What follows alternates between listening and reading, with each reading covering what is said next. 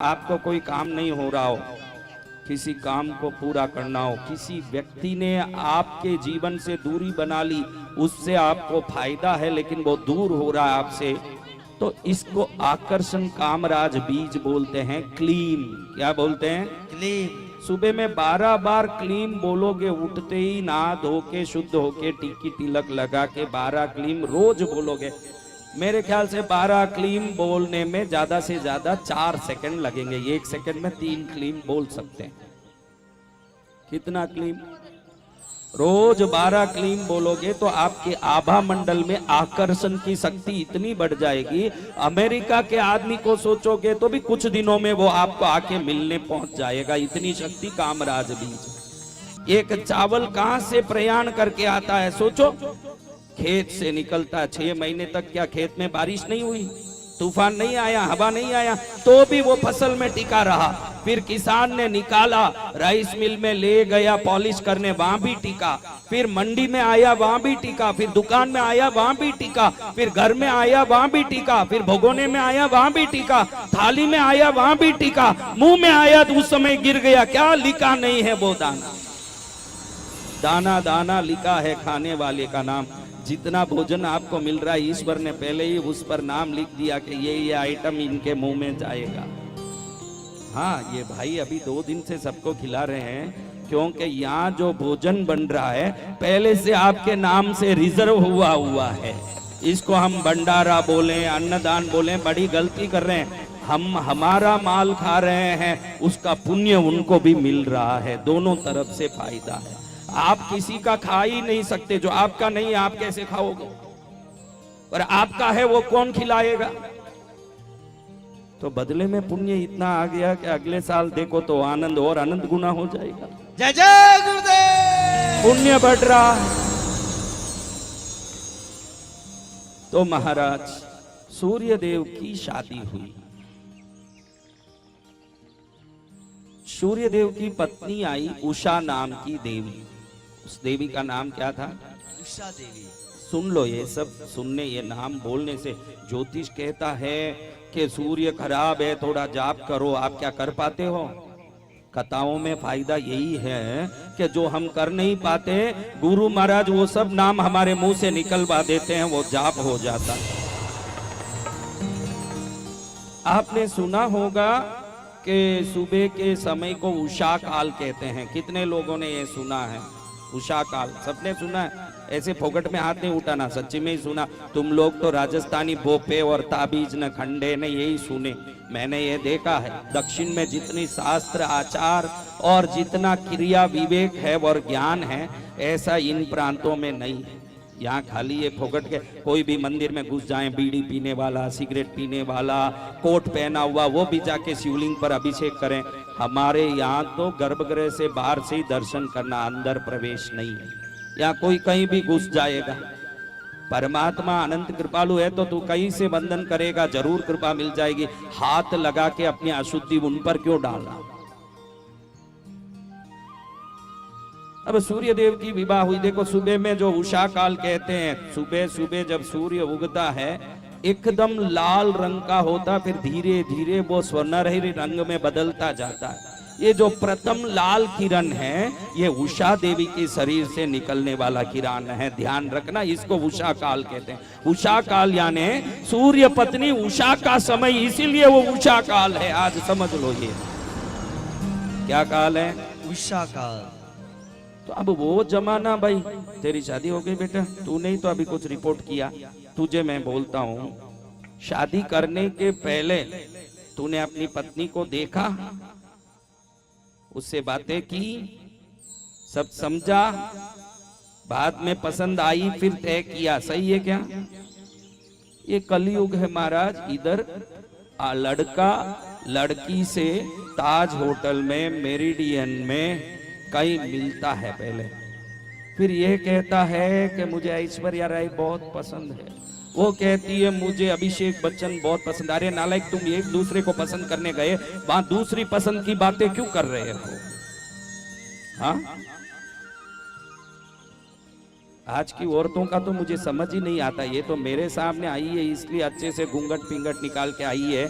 अभी यहाँ माउंट आबू जाना हो तो यही औरतें जीन्स पैंट पहन के टी शर्ट पहन के निकलने वाली औरतें।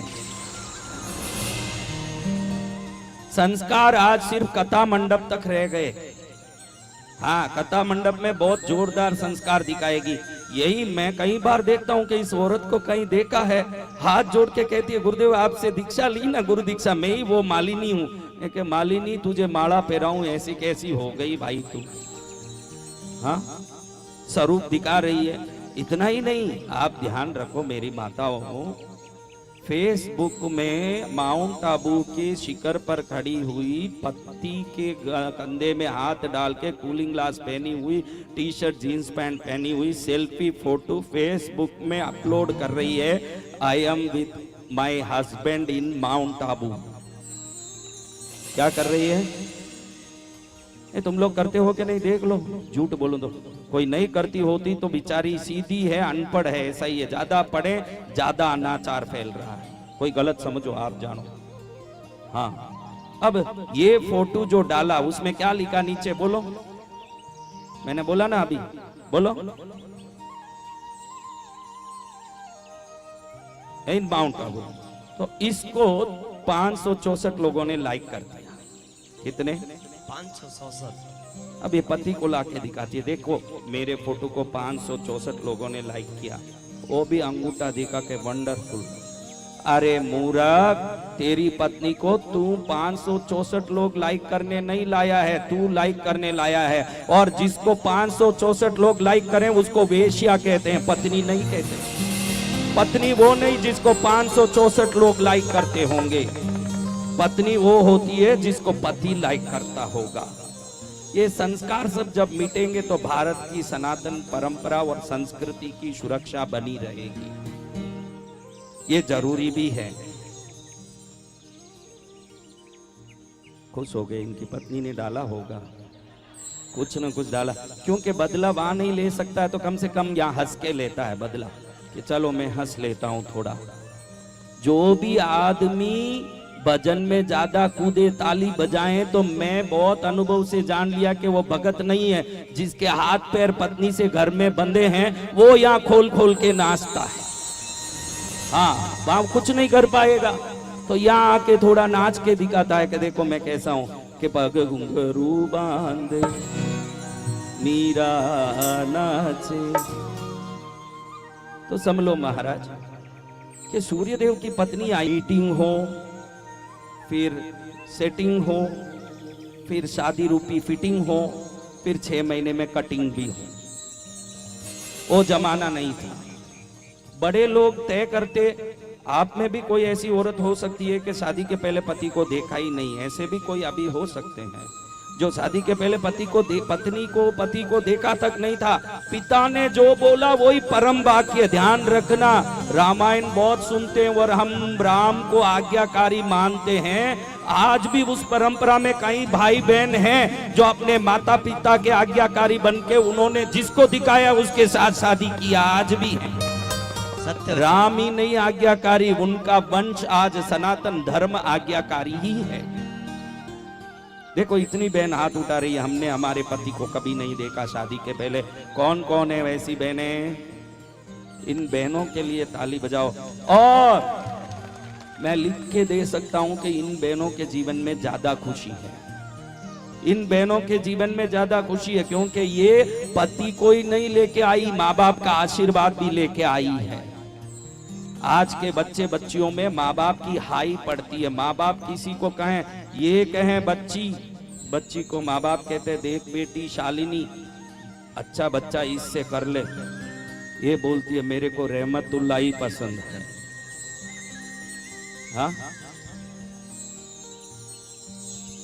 ध्यान रखो, जब हमारी बुद्धि विकार से युक्त होगी तभी शरीर पसंद आएगा। किसी को शरीर पसंद आ रहा है तो तुम विकारी हो, संस्कार पसंद आ रहा है तो तुम मनुष्य हो। दोनों में बहुत फर्क है। जय गुरुदेव। इसलिए जब विवेकानंद स्वामी अमेरिका गए तब लोगों ने सोचा कि शूट कोट बूट हैट पहन के कोई सेठ आएगा, लेकिन वो तो भगवा ड्रेस पहन के हम जैसे कोई साधु पहुंच गए। उनको लगा कि you are very simple, we thought you should wear a decent dress. आप बहुत सभ्य रूप से प्रस्तुत होगे, हमने ये सोचा। हमने नहीं सोचा कि आप ऐसे आ जाओगे। विवेकानंद स्वामी आश्चर्य में पड़ गए कि सभ्यता का अर्थ थोड़ी शूट कोट बूट होता है। विवेकानंद स्वामी ने जवाब दिया, भैया अमेरिका वासियों, आपकी संस्कृति को आपका दर्जी तय करता है, भारतीय संस्कृति को हमारा संस्कार तय करता है। दोनों में बहुत फर्क है। भारतीय संस्कृति को हमारा संस्कार तय करता है। भारतीय संस्कृति किसी दर्जी से तय नहीं होती। उदयपुर में भी मैं देखता हूँ, इन प्रांतों में, मालवा में, मेवाड़ में लोग बड़े सूट कोट बूट पहन के बड़े यूं रोब से आते हैं। ध्यान रखो, किसी दिखावे से ज्यादा आपके अंतर्मन खुश है या नहीं टटोलो। वो खुशी का सही रास्ता किधर है उसमें चलो, तब जीवन सार्थक होगा।